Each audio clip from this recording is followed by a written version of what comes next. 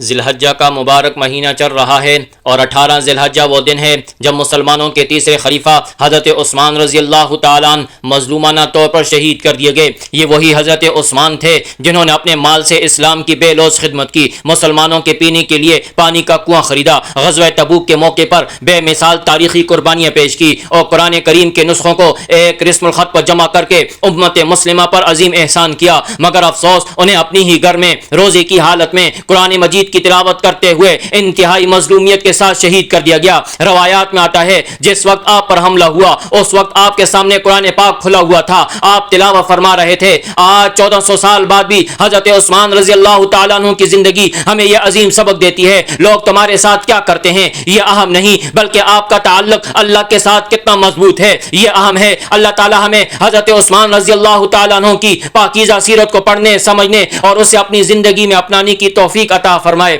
آمین یا رب العالمین۔